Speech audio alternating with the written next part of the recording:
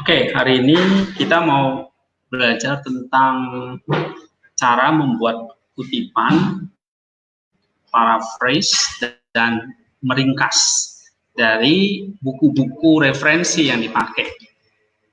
Ya, misalnya jurnal, koran, atau buku-buku, ensiklopedi, gimana caranya? Ya. Nah, tentu kita harus tahu cara tekniknya, tapi juga apa namanya, template yang dipakai. Misalnya itu Turabian, ya.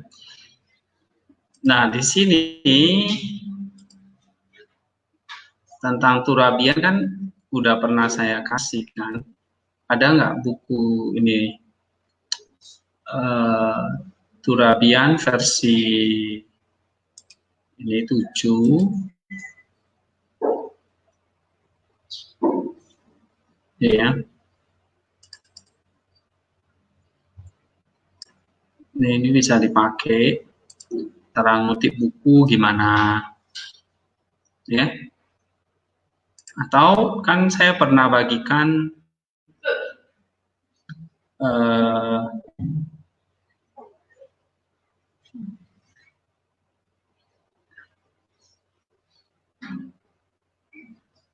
ini buku ini ada nggak?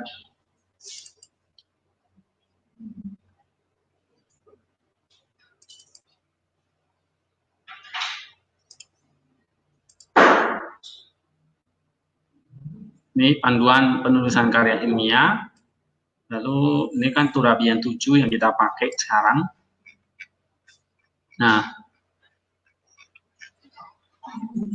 kutipan yang diambil dari sumber artikel atau jurnal dan komentari, ya. Misalnya kalau diambil dari artikel jurnal, cara ngutipnya gimana? Nah, ini dia. Ya, kalau tafsiran Alkitab gimana? Oke, kalau diambil dari buku yang berseri, ya, atau buku itu adalah buku terjemahan, gimana? Ya, atau kutipan dari internet. Nah, ini caranya gini. Ya, ini ada contohnya di sini. Atau lihat di sini. Ini contohnya ya. Atau kalian nanti bisa pakai mendelay secara otomatis. Ya. Contohnya kan sudah saya ajarkan waktu itu kan. Misalnya kita ambil satu contoh ya.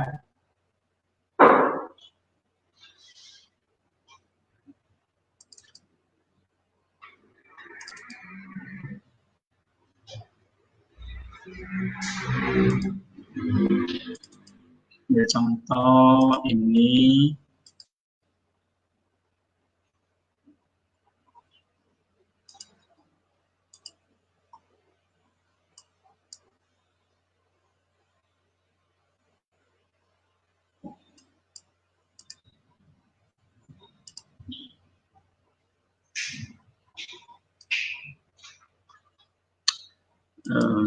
saya ganti dulu supaya mereka yang online bisa lihat ya.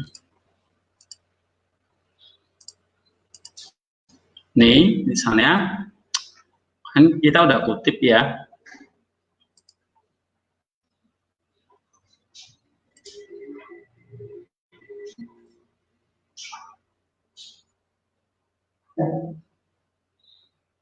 Nih, ini misalnya kita udah kutip, terus kita mau kasih catatan kaki. Nih, atau katakanlah di sini ya. Nah,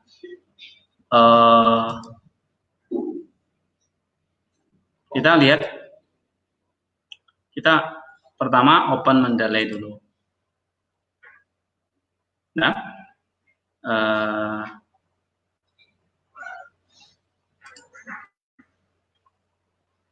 nih. Terus buku apa yang kita pakai di sini kan?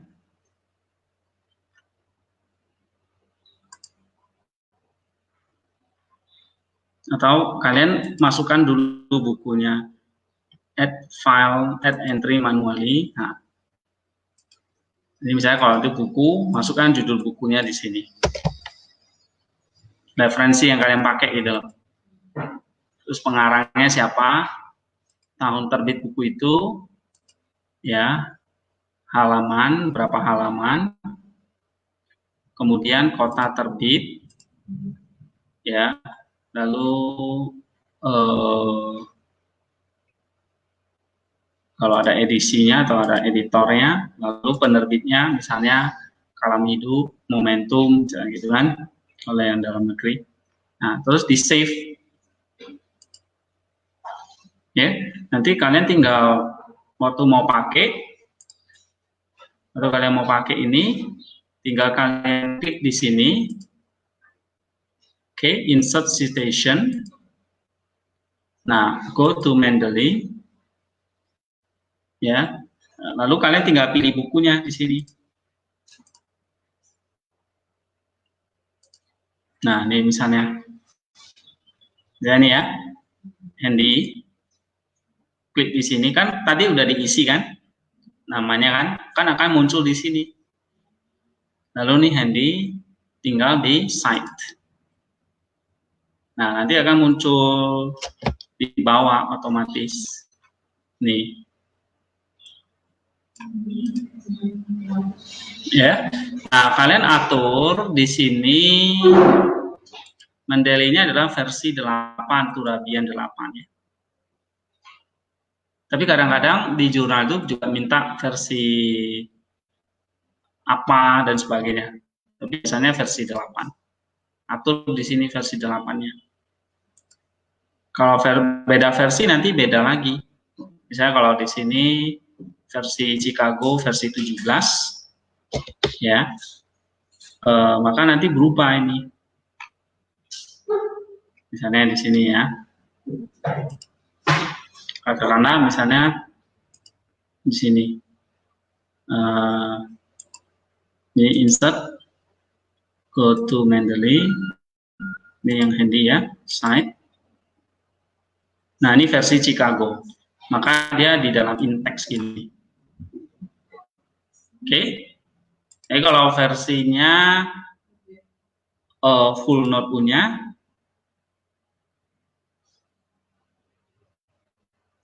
ada yang artikel jurnalnya mintanya nggak catatan kaki, tetapi di dalam seperti tadi di dalam body. Ya. Nah, ini kalau nomor ini ya. Jadi nomor 3 ini jadi seperti ini kan. Handy doang gitu. Ya. Gitu.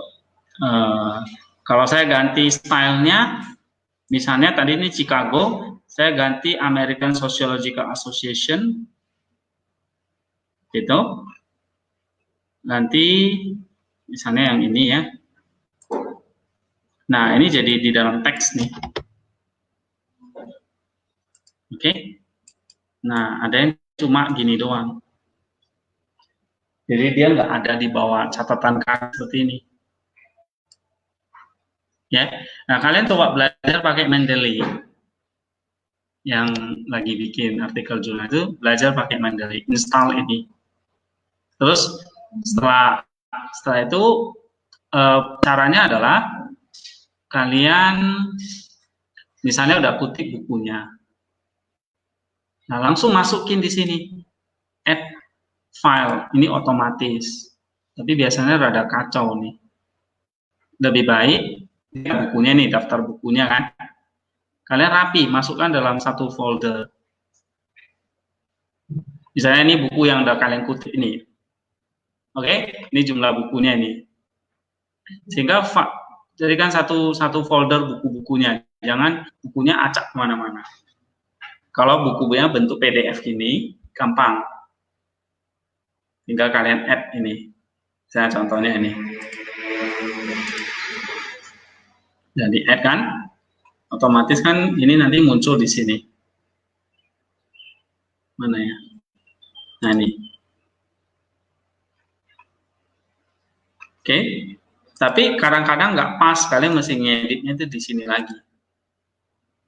Ya. Nah, kalau dia pas, oke. Kalau nggak pas, lebih baik kalian entry manually juga bisa. Add entry manually, masukkan satu-satu. Apakah itu buku atau itu jurnal artikel, ya. Nah, kalau itu buku, klik buku, ketik judul bukunya apa, pengarangnya siapa, ya. Tulis dulu nama belakangnya, baru nama depan. Oke, misalnya Morris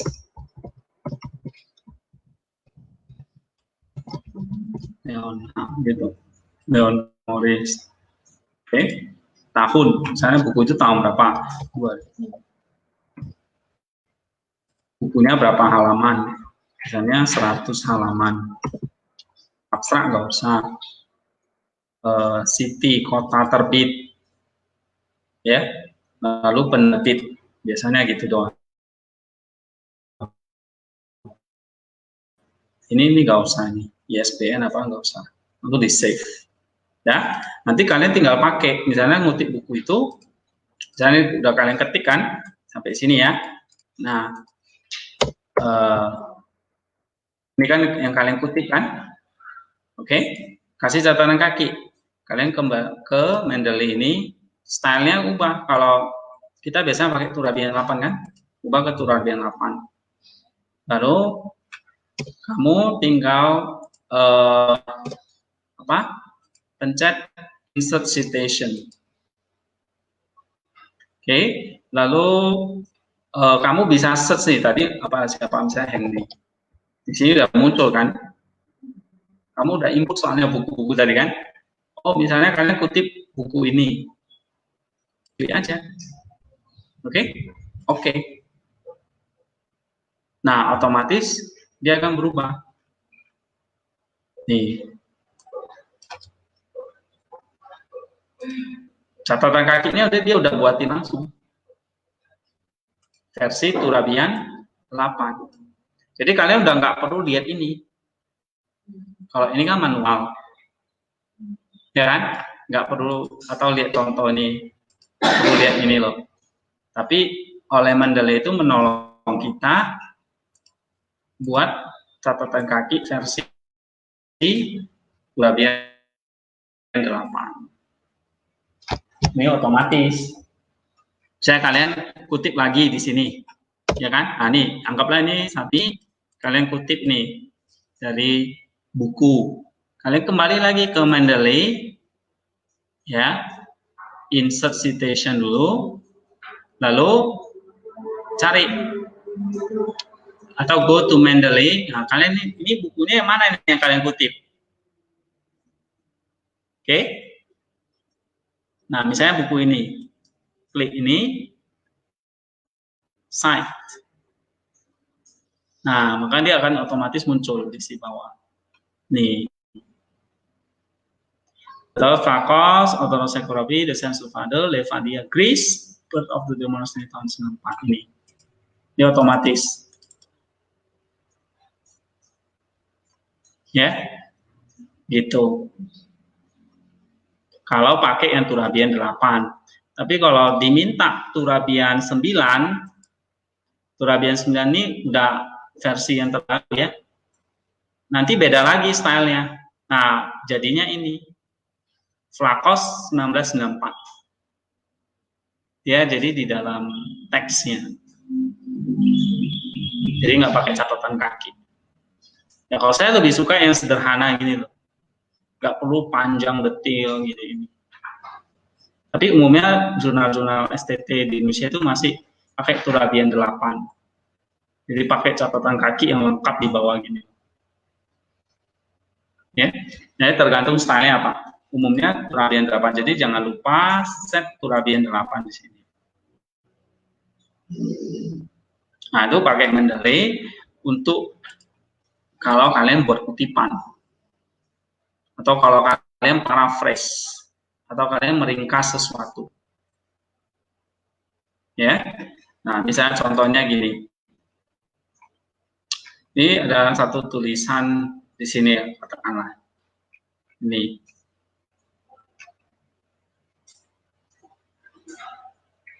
Ya. Misalnya contohnya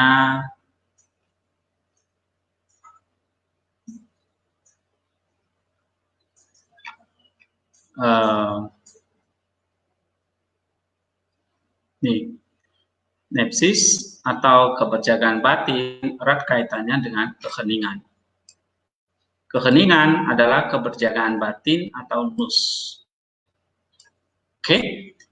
Nah, ini kan pendapat saya gitu loh. Ini ibaratnya kayak deep structure-nya saya. Oke? Lalu ada nggak pendukungnya? Misalnya dari Hesychios. Ya kan? Nah, kalian kutip nih. Terus kalian kasih catatan kaki. Nih. Ya. Nah, waktu bikin catatan kakinya pakai Mendeley ini. Gitu. Ya. Kalau nggak mau pakai Mendeley ya manual. Harus lihat cara ngutipnya gimana. Nah, ini yang manual nih contohnya. Kalau kutipan Pak Gereja itu agak rumit ya. Jadi kalau dari Filokalia itu dia bukunya nih, judul bukunya, volume berapa, ini Hesychiosnya, lalu ini artikelnya, section berapa, gitu. Kayak ada pasalnya, pasal dan ayatnya. Gitu. Oke, kalau volume 1 ini yang udah versi singkat, tapi versi penuhnya di atas sudah kasih penuh nih.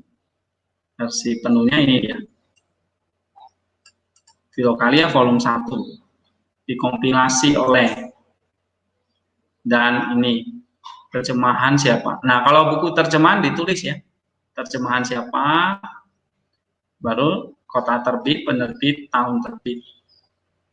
Ya, nah itu seperti ini. Nah, ini cara menulis referensinya. Ya, cara menulis referensinya.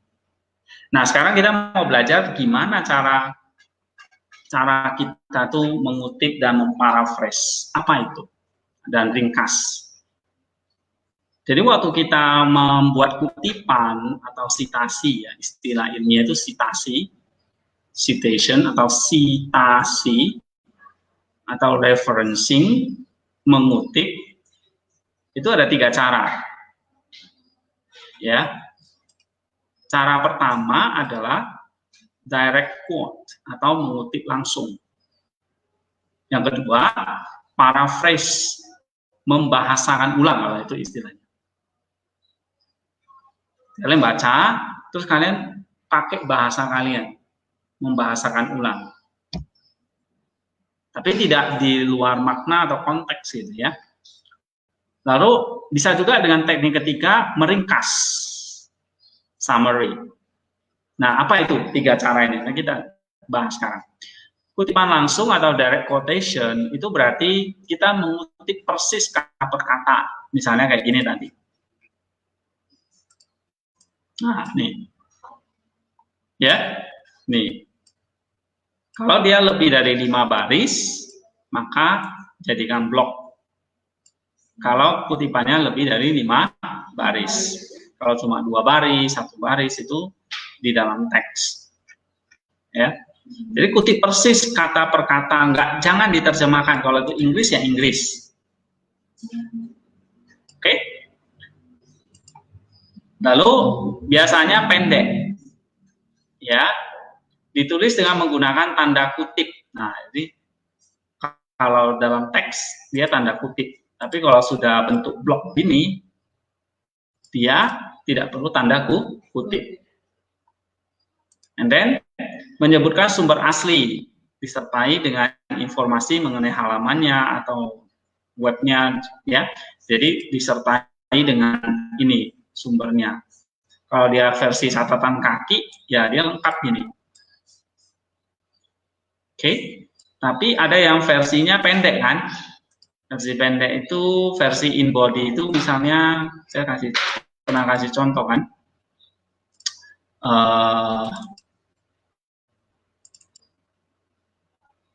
Misalnya ini ya.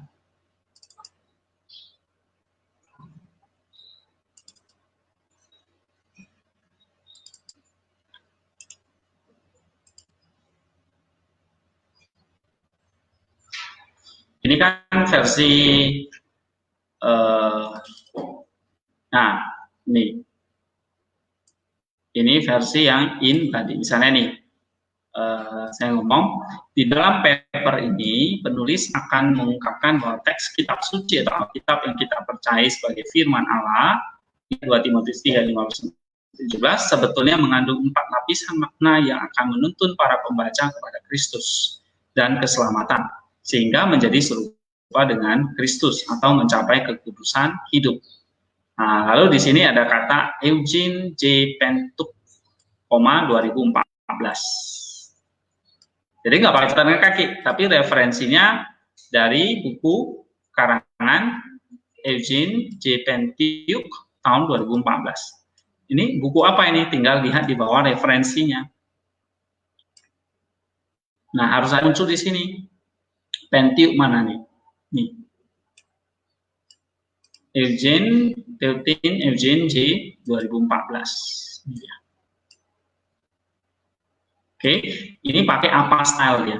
Ini bukan Turabia, maka tahunnya itu di tengah di sini. Kalau Turabia kan tahunnya di akhir kan. Nah, kalau ini pakai model apa? Apa itu artinya associate psychological itu ya, versi apa. Nah, ini dia. Tapi waktu pengutipan di dalam tulisan cukup seperti ini. Tadi pakai buka kurung, nama pengarang, koma, tahun. Ya kan? Kalau ini mau dijadikan pakai Mendeley juga bisa kan? Terus Tadros Y. Malaki menegaskan pandangan Clement of Alexandria. He says that the Bible has hidden meaning to incite us to search and discover the words of salvation, which are hidden from those who despise them. The truth is in the pearl which must not be offered to the swine. Ini kutipan langsung, kata per kata. Oke, nah baru kasih referensinya. Sesuai yang diminta sini kan, dia harus disertai dengan referensi. Nah, ini kutipan langsung. Kalau ini, ya, kutipan langsung. Nah, kemudian ini lagi, ini kan panjang kan? Nah, ini apa namanya? Kutipan langsung. Ya. Kemudian penulis akan, ketika berbicara mengenai Alkitab, kita harus melihat apa yang tersurat dan tersirat, apa yang ilahi dan manusiawi. Sebagaimana Kristus adalah theanthropos, Allah sejati dan manusia sejati. Nah, ini merupakan pemikiran para bapak gereja seperti John Chrysostom tentang Alkitab dan cara kita membaca dan mempelajarinya. Maximus the Confessor juga menyatakan. Jadi kita kutip ini fungsinya apa? Menegaskan apa yang kita mau sampaikan. Kan di sini dalam paragraf ini saya bahas tentang Alkitab itu harus dilihat dua sisi, tersurat dan tersirat, atau yang ilahi dan manusiawi. Nah, sampaikan. Misalnya yang ngomong siapa? Maximus. Oke? Nah, itu kita perlu ngutip. Ya. Kitab suci adalah teks suci yang diinspirasi Roh Allah kepada para penulis, sehingga di dalamnya terkandung makna yang lebih dalam daripada pemahaman manusia yang kasat mata. Perjanjian Lama dan Perjanjian Baru merupakan satu kesatuan dengan benang merahnya adalah Yesus Kristus sebagai batu penjuru kebenarannya.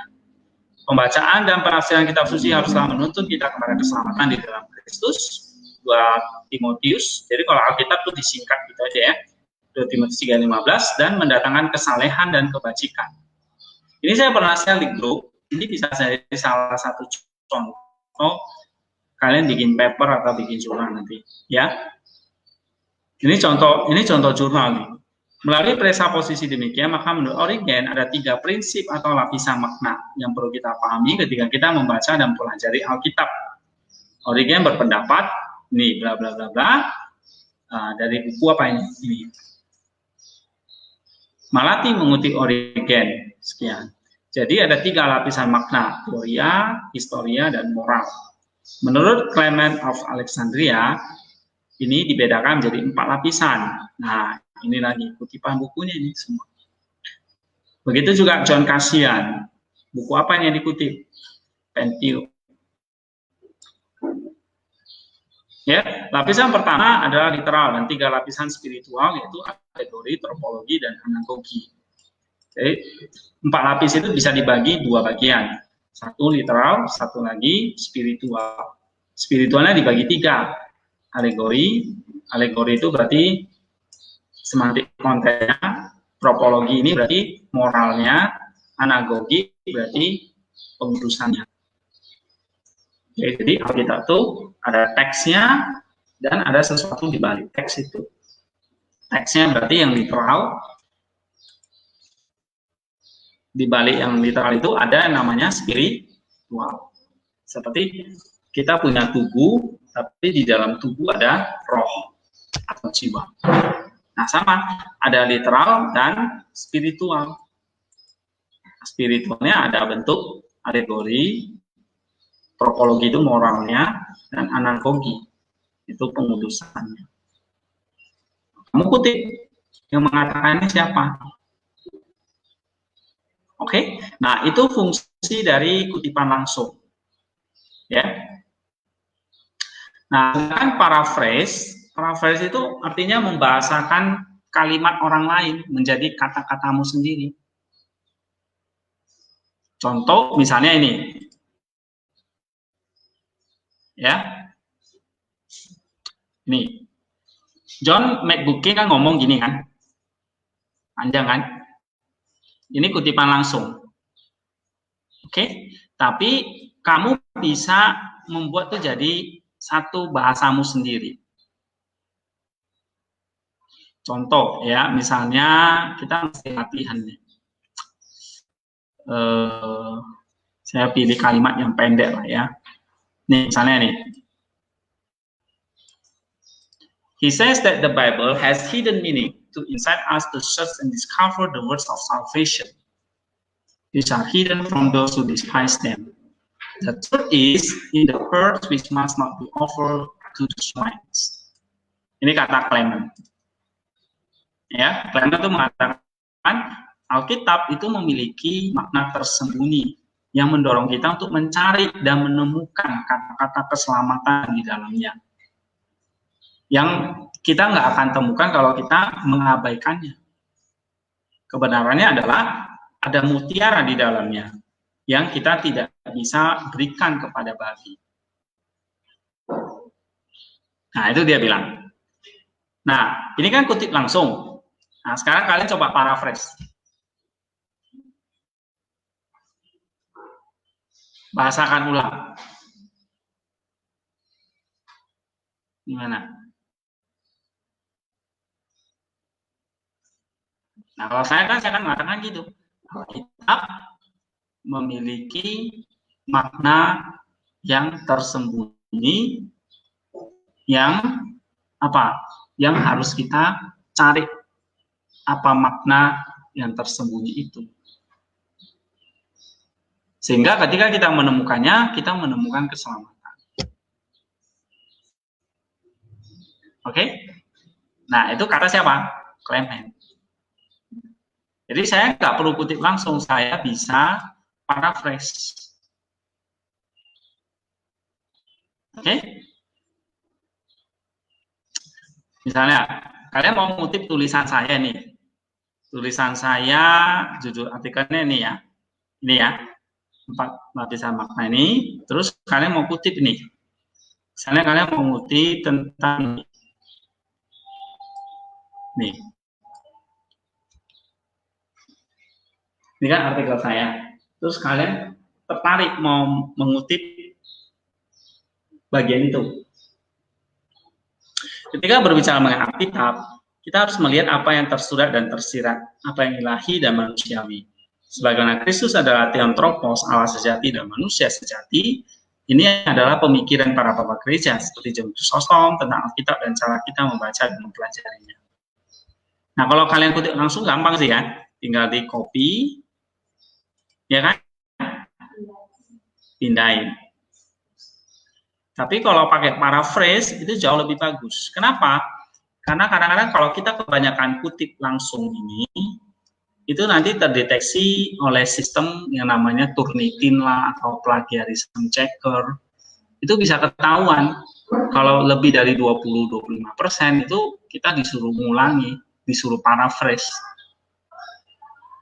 Ya, ini ada programnya nih. Jadi kalau kalian kebanyakan kutip, copy paste dari internet, kalian nggak bahasakan ulang, ketahuan.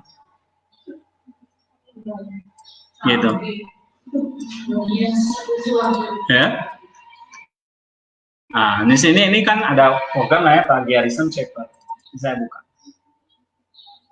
Nah, ini ada contoh hasilnya gini. Hasil ada beberapa tulisan ya. Ini kalau yang kebanyakan ngutip tuh kayak gini ya.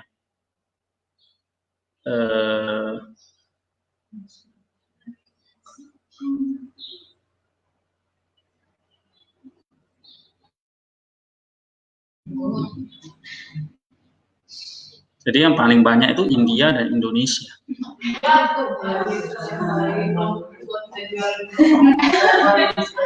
Lalu Nigeria, United Kingdom. Ini paling banyak plagiatnya gitu. Ya wajar ya, India penduduknya 1 miliar. Indonesia kan 200-an juta. India 1 miliar. Wajar dia nomor 1 gitu maksud saya. Tapi yang nggak wajar ini Indonesia yang nomor 2 nih. Makanya.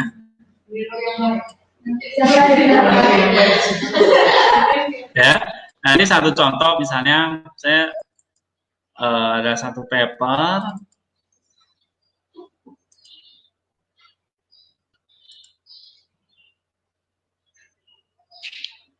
Oh, bukan ya, sorry. Yang ini ya.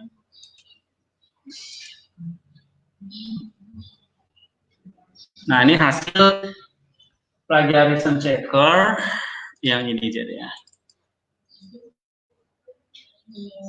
Nah, ini dari cek 15% kesamaannya. Masih dimaklumi lah. Tapi lihat ya, misalnya kalau kita kutip langsung, iya, itu kebanyakan kutip langsung. Misalnya kayak kalian kutip ayat Alkitab tuh nanti, nah ini internet source-nya di sini nih. Ketahuan diambil dari mana. Jadi kalau kalian akan ngutip copy langsung paste ya di internet, ini ketahuan semua. Gitu. Berarti harus ada 2 pikiran sekaligus. Ya harus ada paraphrase-nya. Karena kalau langsung sama persis kan ketahuan. Gitu ya.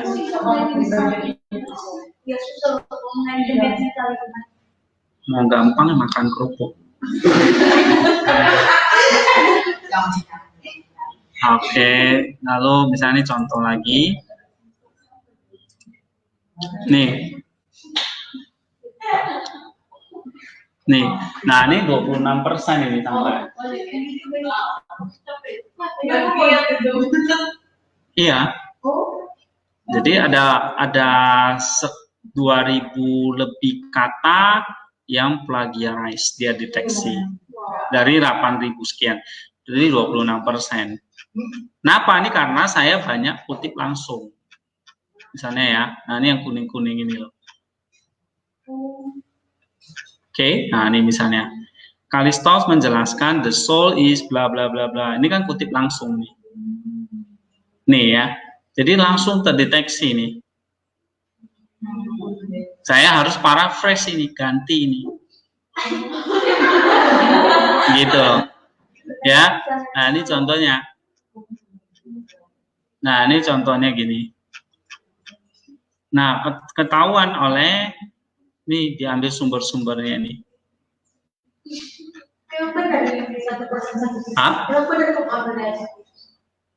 Walaupun enggak, tapi mungkin sudah ada orang yang tulis di situ. Walaupun tanpa saya sadari, misalnya ada orang yang sudah, ya, jadi, ya. Makanya itulah sebabnya kita belajar juga paraphrase, gitu. Ya, makanya harus buat paraphrase. Ya. Nah, tapi kalau paraphrase kita cukup nanti misalnya lihat. Kita sebutkan nama pengarangnya siapa, tapi tanpa disertai informasi mengenai halaman dan paragraf. Kalau mau pun boleh sebetulnya. Lihat buku ini sekian, halaman sekian. Tapi ada kata lihat. Kalau kutip langsung enggak. Kalau paraphrase, kita kasih catatan kaki, lihat buku ini halaman sekian. Oke? Nah, kalau menulis ringkasan atau summary, bedanya adalah gini. Kalau paraphrase kan mengubah kalimat penulis lain dengan kata-kata sendiri. Ya kan? Tapi tidak mengubah maknanya. Oh, tadi kita belum latihan ya. Coba misalnya nih. Kalau kalian kutip langsung punya saya ini, sedangkan tulisan saya sudah ada di internet, nanti akan ketemu garis kuning ini nanti tadi.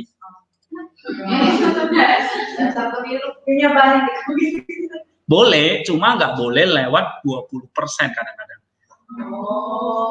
Ada toleransinya. Jadi kalau misalnya ini 26, kalau batasnya 20%, berarti saya harus kurangi 6%. Iya. Gitu. Karena kalau sebuah jurnal itu 20% atau 25%. Ya, disuruh revisi, harus kurangi kutipan langsung. Bukan berarti kalian itu plagiat. Ya, kecuali memang persis sama ya, cuma ganti nama itu juga akan ketahuan ya. Ya kan? Itu. Ya, makanya kalau kalian tuh bikin paper, saya bisa cek pakai ini loh.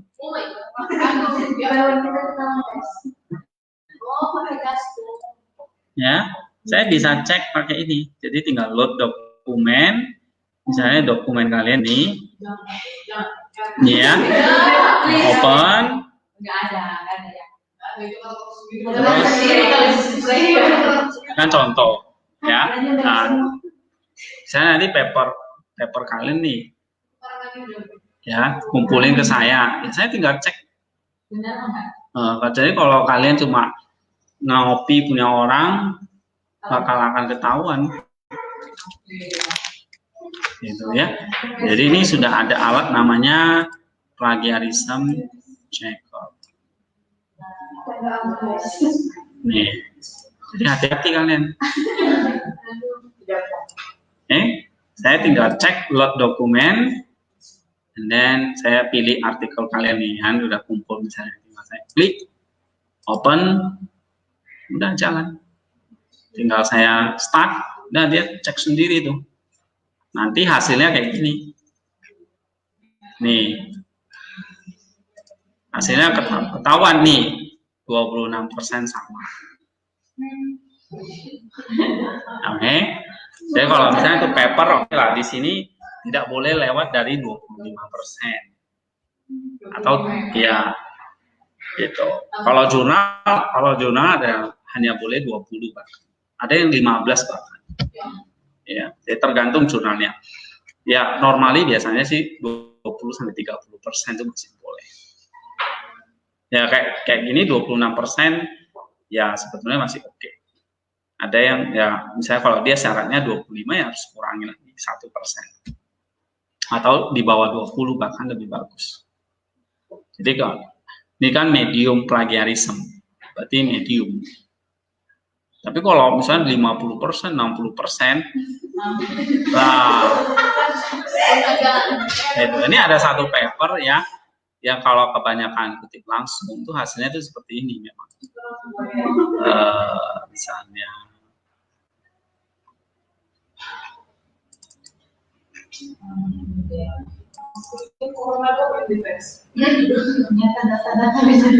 iya. Tuh, misalnya ini ya.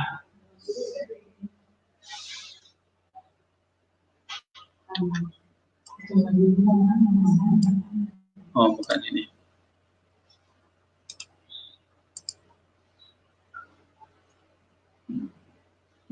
Nah, ini yang saya tulis karena banyak kutip langsung tuh, merah semua.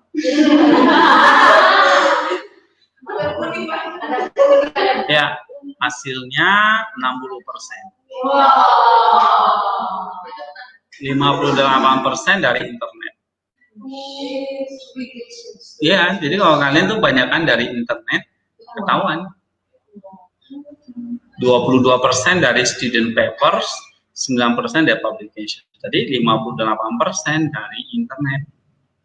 Nih, padahal saya nggak tahu loh nih website-website. Apa mana ini, mana saya tahu nih. Kecuali ya ini website saya sendiri 6% ya. Tapi ini orthodox.net, yang mana-mana ini nggak tahu saya. Oke, kenapa? Ini karena saya lihat, oh iya, saya banyak kutip langsung. Nah, ini ketahuan. Ini harus benar-benar dari otak. Iya, jangan dari dengkul. Hah? Sama apa? Yang mana? Juga termasuk lagi ya. Iya toh, walaupun kalian kasih referensinya ya. Kan saya copy paste nih. Terus saya kan kasih referensinya tuh di bawah nih. Tuh, catatan kakinya. Ini versi EndNote ya, catatan akhir. Nah, nih. Oke, ada 12 catatan kakinya nih. Tapi oleh sistem nggak boleh 60%. Ini termasuk tinggi. Nah, ini yang harus dikurangi jadi 20%. Jadi saya mesti perbaiki lagi. Misalnya kutipan langsung seperti ini, yang merah-merah ini mesti saya ganti. Nanti. Iya, gitu. Kecuali kalau ketemu 100%, nah itu langsung bakar. Ya, itu cuma ganti nama berarti. Nah, kalau ketemu gini, apalagi yang merah-merah seperti ini atau biru, ini kan ada maknanya. Nah, ini kalau yang merah-merah itu kan berarti sumbernya dari internet misalnya. Nah, ini yang harus saya ganti pakai paraphrase. Karena kebanyakan kutipan langsung. Walaupun belum tentu saya plagiat, karena saya banyak ngutip langsung tuh masalahnya. Nah, saya harus mengganti bahasanya supaya nggak terdeteksi oleh sistem. Iya. Apalagi kalian banyak kutip ayat Alkitab kan. Lah, itu pasti terdeteksi. Iya, karena ayat Alkitab kan sudah pasti kan punya copyright-nya LHI kan. Ya, makanya kasih ayatnya aja, nggak perlu tulis ayatnya. Oh, ayatnya boleh. Kalau kebanyakan kutip langsung seperti ini persis sama kayak, kan kutip langsung itu kan kata per kata sama. Gitu ya. Nah, ini langsung akan terdeteksi.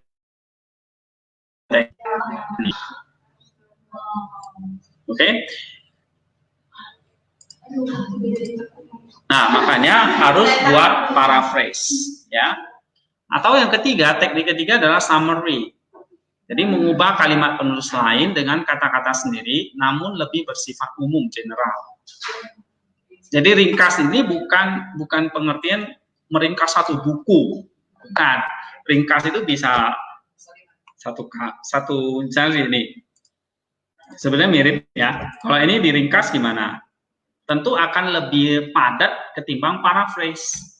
Itu bedanya. Paraphrase bisa lebih panjang, bahkan lebih panjang dari bahasa penulis itu nggak masalah. Paraphrase itu bebas. Umumnya sih lebih pendek. Tapi kalau misalnya ini kan 4 baris ya, kamu paraphrase jadi 10 baris nggak salah. Itu paraphrase. Tapi kalau ringkas, kalau ini 4 baris, namanya diringkas pasti jadinya 1 baris atau 2 baris. Pasti lebih padat. You see? Itu bedanya. Prinsipnya sama, mengubah kalimat penulis lain menjadi kata-katamu sendiri. Tapi sifatnya lebih inti atau general, inti-intinya saja. Biasanya kalau kita meringkas, itu namanya meringkas kan ada sesuatu yang panjang, misalnya ini ya, misalnya sesuatu yang panjang ini bagaimana? Nah ini ya, katakanlah misalnya ini tulisan saya nih, panjang sekali sampai di sini. Nih satu paragraf ini kan, ya kita meringkas. Gitu. Misalnya ini kalimat ini kan, paragraf ini kan panjang nih. Nah itu yang perlu diringkas misalnya jadi, kalau ini dihitung misalnya ada 30 baris, diringkas jadi 5 baris. Itu ringkas. Jadi ringkasan itu adalah lebih pendek dari tulisan asli. Ya, tapi sebutkan sumber aslinya. Mengapa harus mengutip? Ini menunjukkan bahwa penulis telah melakukan pembacaan dan riset mendalam tentang topik yang ditulisnya. Jadi nggak dikarang-karang. Memang ada bahan-bahan rujukan. Pendapatmu itu ada bukti-bukti dari riset yang sudah dilakukan. Membantu menganalisis dan mendukung argumen yang dibangun dalam tulisan. Nah, ini. Ya. Jadi mengapa harus mengutip? Ini membantu mendukung argumen yang kita bangun. Baik itu yang setuju maupun yang tidak setuju. Ya. Memberikan kredit pada penulis lain sebagai bentuk pengakuan dan penghargaan terhadap karya dan idenya. Jadi kalau kalian kutip tulisan saya, oh berarti kalian tuh memberikan kredit kepada saya bahwa tulisan saya itu layak dipertimbangkan atau layak dikutip gitu. Terus mengapa harus mengutip? Menghindari plagiarisme, sehingga banyak buku-buku yang kita kutip, sehingga nggak hanya ambil satu buku terus kita jiplak atau satu sumber, ya kan? Lalu kita dari situ aja. Itu namanya meringkas buku jadinya kan. Nah, tapi juga memberi kesempatan pembaca untuk menemukan kembali sumber informasi. Jadi kalau ada kutipan-kutipan seperti ini, pembaca itu bisa cek buku-bukunya apa ini. Kalau dia mau dalami topik itu. Ya kan? Nah, jadi kalau saya mau pingin dalami topik ini, saya tinggal cari buku-buku ini. Oke? Nah, itu fungsi kutipan, ya. Aturan umum mengutip langsung, ya. Tadi saya bilang apa, macam-macam stylenya. Ada versi apa itu artinya versi dari American Association psikologi, ya, itu umum juga. Tapi kita biasanya pakai Turabiah. Nah, nih contoh kutipan langsung. Kalau sistem apa? Nih, menurut Ami tahun langsung apa kutipannya? Terus halaman berapa? Itu kalau pakai apa style ya. Nah, Ami tahun 2017 menemukan students often had difficulty using apa style. Halaman 19. Nah, gitu. Oke, ini contoh kutipan langsung. Harus kasih halaman bukunya. Ya, harus kasih halaman bukunya. Tapi kalau paraphrase nggak perlu, cukup bukunya aja. Ngerti nggak? Nah, ini contoh paraphrase nih. Jadi contoh paraphrase itu ini Terus makam 2016. Ada halamannya? Nggak perlu. Kenapa? Karena paraphrase. Jadi kalau kalian nulis ada nomornya ini, ada halaman-halamannya, berarti ini kutip langsung. Kalau nggak ada nomor halaman, paraphrase. Kalau ini kan ini kutip langsung kan? Nah, berarti ada nomor halamannya. Nih. Oke. Kalau nggak kutip langsung, nggak perlu. Kasih aja bukunya dan tahun terbitnya. Atau kalau versi Turabian, kalau versi Turabian, misalnya halamannya dibuang. Atau yang tadi saya bilang, lihat buku ini halaman sekian itu nggak masalah. Nah, tapi ada kata lihatnya. Tapi kalau kutip langsung jangan kata lihat. Misalnya nih, lihat juga Hendy halaman sekian sampai sekian kan? Halaman ini kutipan 16 kan? Nah, ini saya paraphrase. Mana paraphrase-nya? Nih. Tuh. Paraphrase dari ini. Bukan, ini ringkas nih. Nih. Sampai 16. Doa meminta belas kasihan adalah doa yang berkenan di hati Allah, karena lahir dari hati yang mau mengakui dosa-dosa dan air mata pertobatan, seperti yang dialami oleh Daud atau anak seorang janda di Naim yang dibangkitkan oleh Yesus karena belas kasihan Yesus. Doa pemungut cukai adalah doa minta belas kasihan Allah, seperti cerita perumpamaan Tuhan Yesus tentang anak yang hilang. Kita hanya bisa meminta belas kasihan Allah melalui doa yang disertai pertobatan dan air mata. Ini adalah ringkasan inti yang saya ambil dari buku ini.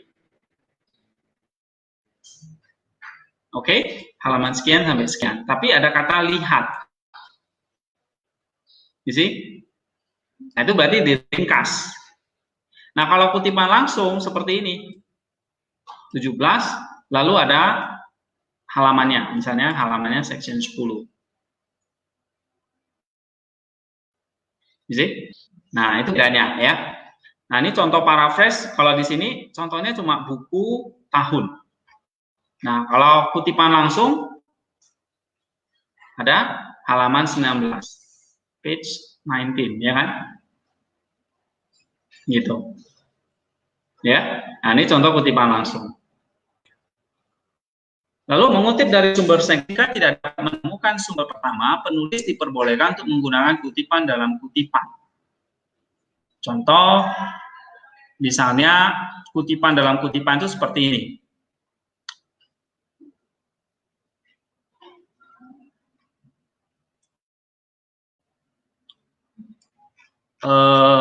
Saya mengatakan gini, Malati mengutip Origen, itu kutipan dalam kutipan. Saya kutip Malati, tapi Malati mengutip Origen. Itu boleh. Itu artinya buku sekunder.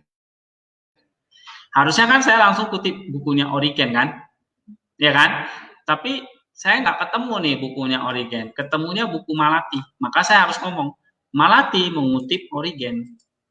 Nggak boleh saya buang gini. Origen mengatakan referensinya Malati. Harusnya apa? Kalau Origen mengatakan ini bukunya Origen. Tapi kita diperbolehkan. Jadi saya mengutip Malati, ya kan? Tapi Malati itu sendiri mengutip dari Origen. Paham nggak? Nah, Malati mengutip Origen. Nah, seperti ini. Itu artinya mengutip dari sumber sekunder. Ya. Oke, itu kutipan. Langkah-langkah memparaphrase, bacalah teks asli dengan cermat. Ini cara-cara kita memparaphrase ya. Buat catatan dengan menuliskan kalimat yang akan dikutip dengan versi sendiri. Mengubah kata kunci dan struktur kalimat menggunakan sinonim. Ya, contoh. Oke, ini pakai.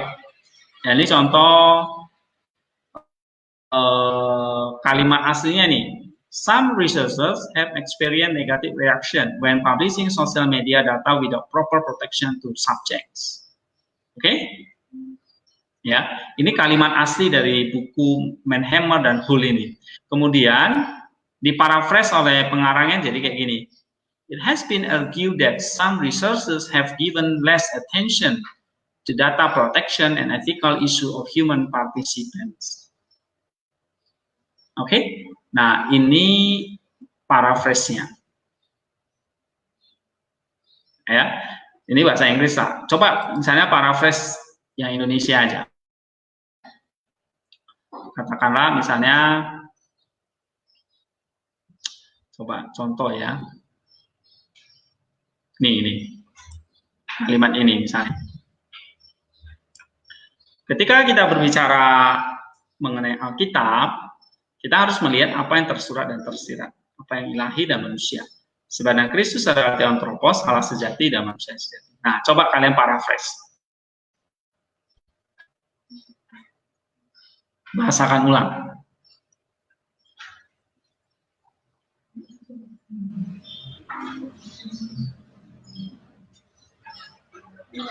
Bisa. Caranya gini. Baca dengan cermat, lalu tuliskan kalimat yang akan dikutip dengan versi sendiri, utur kalimatnya. Lalu gunakan sinonim. Misalnya ini. Apa sinonim-sinonim dari Alkitab? Saya ubahlah jadi kitab suci. Oke, tersirat saya ubah tertulis dan tidak tertulis. Misalnya gitu. Ya. Kemudian ilahi dan manusia saya bisa ganti jasmani dan rohani. Nah, misalnya saya ubah jadi gini. Alkitab mengandung dua, saya ubah kata kuncinya ya. Alkitab mengandung dua unsur. Yang satu bersifat tertulis. Saya nggak ngomong tersurat kan. Saya ngomongnya tertulis atau bersifat teks. Dan tersirat saya umpamanya yang dibalik teks. Tersirat itu kan dibalik. Tersurat yang tertulis. Gitu. Jadi pakai sinonim misalnya gitu. Ya. Contoh lain. Mana kalimat lagi ya?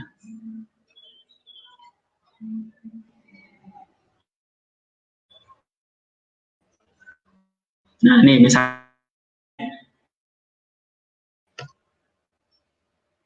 kesaksian, karena terdapat serangkaian fakta dalam kitab suci yang menjadi eksposisi pertama dari para komentator, sekaligus pesan pertama yang ditangkap pembaca. Sehingga untuk melakukan studi historia, kita dapat melakukan langkah-langkahnya ada 5 ini. Nah, gimana cara kalian paraphrase? Iya, kan intinya kan di sini yang diajarin apa? Apa sih inti dan strukturnya? Ya kan? Nah, di sini apa nih? Misalnya kalau saya mau paraphrase, menelaah atau apa namanya, mencari, menelaah itu kan bisa mencari ya, mencari arti atau makna literal atau mencari makna yang tertulis, kita dapat melakukan 5 langkah eksegesis. Seperti teks aslinya, misalnya ini kalau saya paraphrase jadi apa? Apa namanya, komposisi teks itu, terjemahan literalnya, lalu isi sintaksisnya, dan latar belakang sejarah. Umumnya kalau panjang kita ringkas, ya kalau panjang. Tapi kalau pendek-pendek kita bisa paraphrase.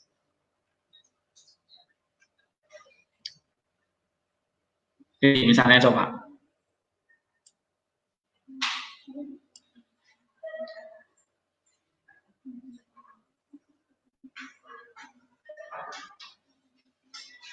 Atau ini. Nah, ini.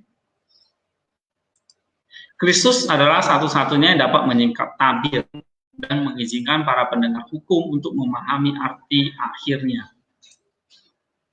Jadi kalau kita paraphrase, Kristus satu-satunya penggenap dari 2 Korintus 3 ayat 15 sampai 16. Paraphrase.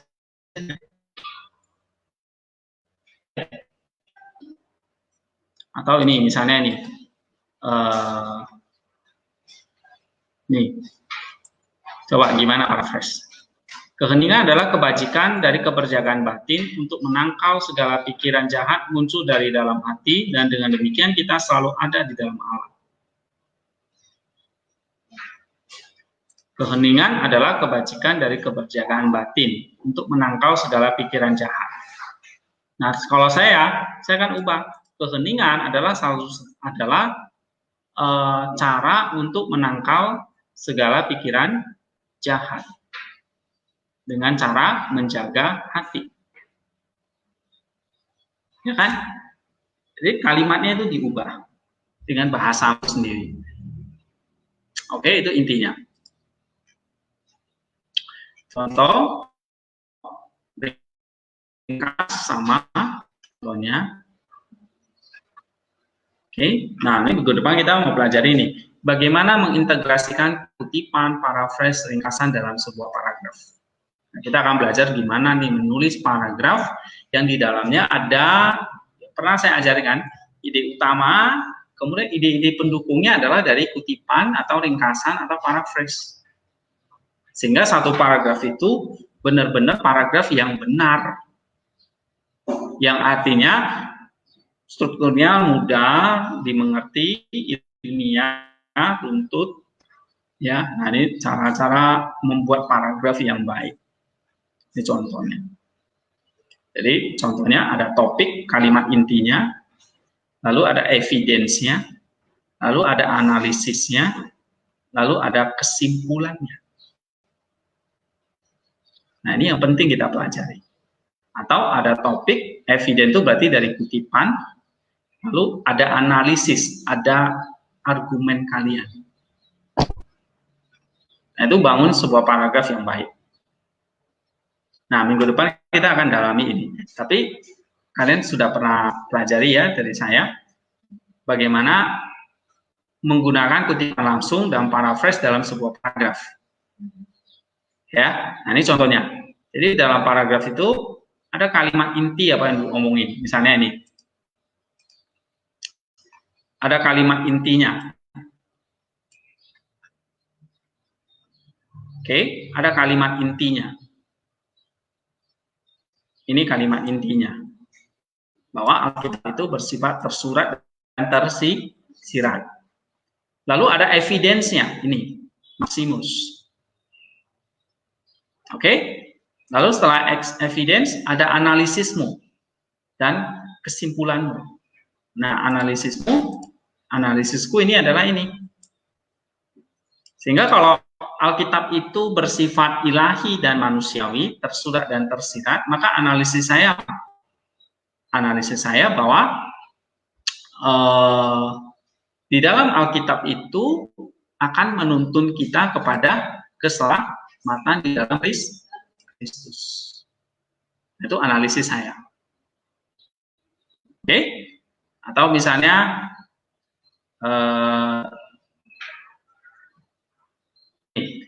teoria adalah spiritual meaning yang melampaui teks. Ini kalimat intinya. Ya. Kalimat intinya itu seperti ini. Kalau misalnya kalian baca sebuah artikel, dia nggak pakai catatan kaki. Dia cuma handy 2014. Ini berarti kutip langsung atau paraphrase ini. Paraphrase atau ringkasan. Ya. Kalau kalian misalnya ada jurnal itu yang minta semuanya harus paraphrase. Nggak boleh kutip langsung. Makanya dia nggak ada catatan kaki, model seperti ini. Nih. Ini kan catatan kaki kan? Terus ada halaman-halamannya kan? Nah, itu boleh kutip langsung. Tapi ada artikel jurnal yang model seperti ini, dia nggak boleh pakai catatan kaki. Hanya nama dan tahun. Ini berarti harus paraphrase. Karena nggak ada nomor halaman yang dimasuki. Ingat, kalau nggak ada nomor halaman, berarti itu paraphrase atau meringkas. Nah, contohnya nih, teori adalah spiritual meaning yang melampaui teks. Ini saya ambil dari Handy 2014. Ini saya ringkas dari ide dia nih. Oke, inilah yang menjadi kalimat intinya tentang spiritual meaning. Nah, lalu saya jelasin dong. Kalau spiritual itu meaning maksudnya apa? Oh, ini dia. Kutip. Ini evidence-nya. Ya. Nah, lalu paragraf yang baik itu ada penutupnya. Ada konklusinya. Gitu. Ya. Jadi ada topik, ada evidence berarti kutipan. Contoh ini ya. Berarti ada analisis ini, lalu ditutup biar nggak masuk angin. Oke? Contoh, nih ada dua pendekatan tentang bagaimana kita memperoleh website, konten website yang tidak memiliki copyright information. Ini kan kalimat intinya. Ada dua cara pendekatan. Pertama, first, second. Oke, dikutiplah dua penok ini, penok 2013 dan 2013. Ya, ini kutipan paraphrase. And then kamu kasih analisismu, nih, ya kan? Nah, terus ada kutipan lagi Granville. Baru yang hijau ini kasih konklusinya. Atau kalau bisa topik, evidence, dan analisis itu juga bagus. Contohnya kalimat ini. Ini topiknya.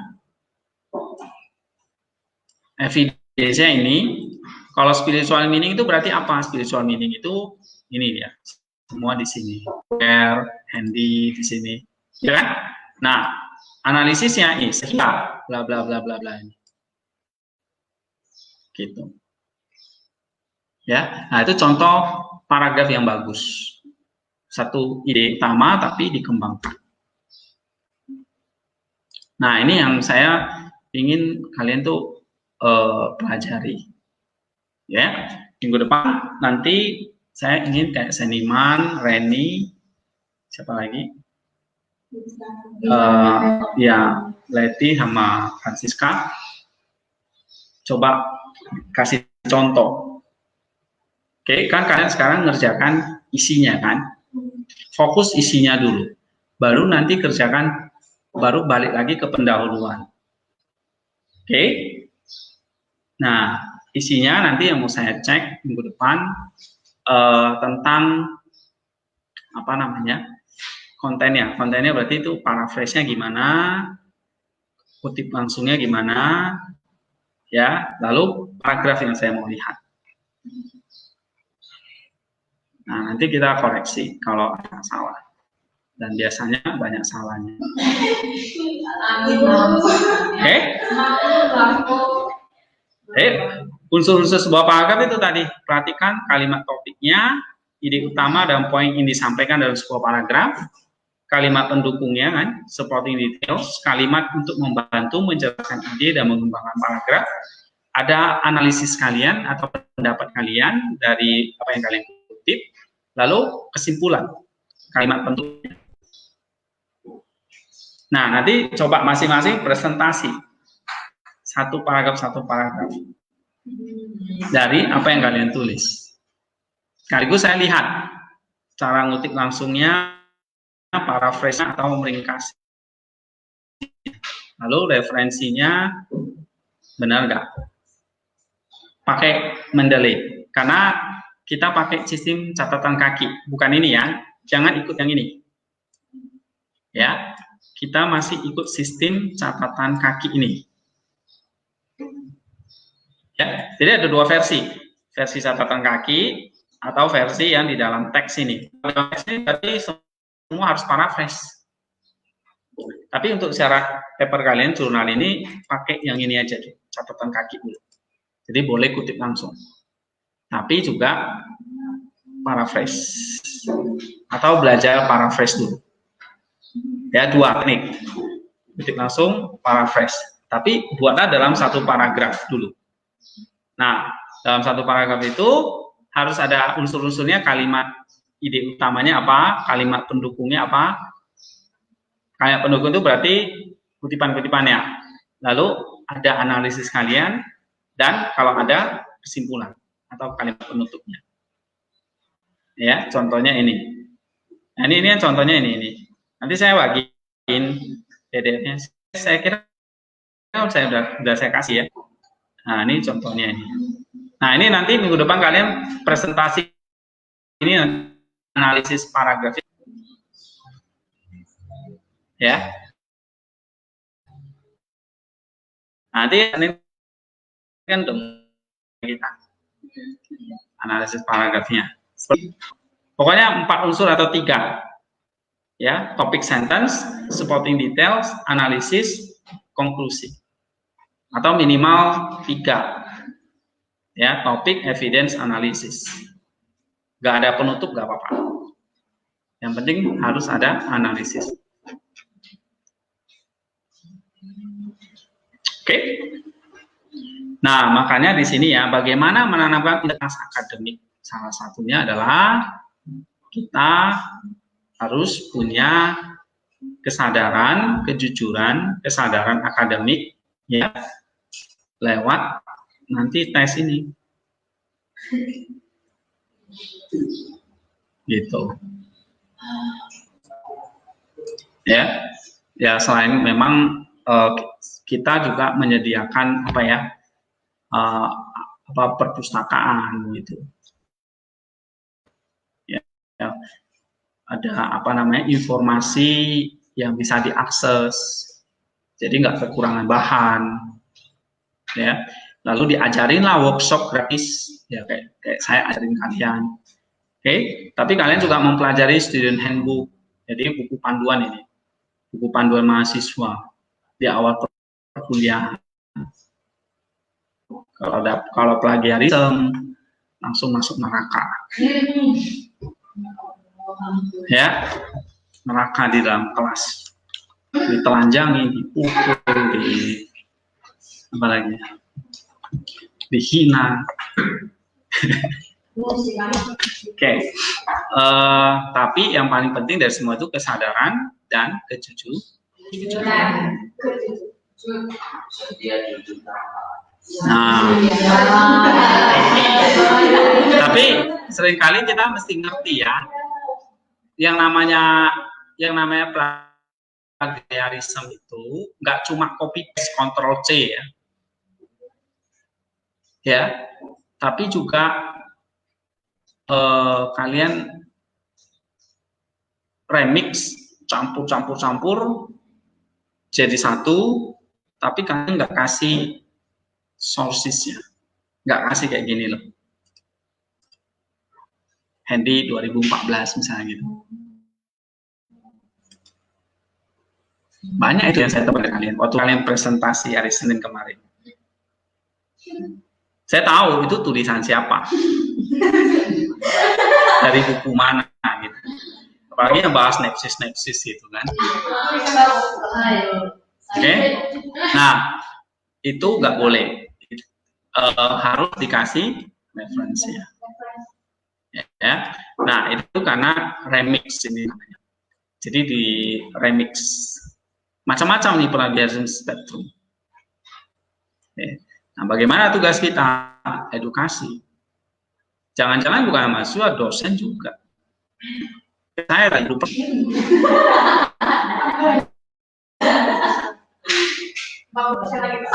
Ya, 40% lagi masuk neraka jahanam. Oke. Tapi selain edukasi adalah menanamkan kesadaran akademik dan pakai alat bantu. Misalnya alat bantu ini. Jadi nanti kalian tugas paper kalian saya cek pakai ini.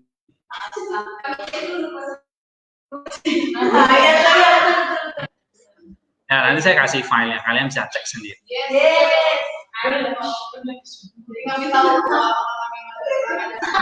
Harusnya tahu sendiri.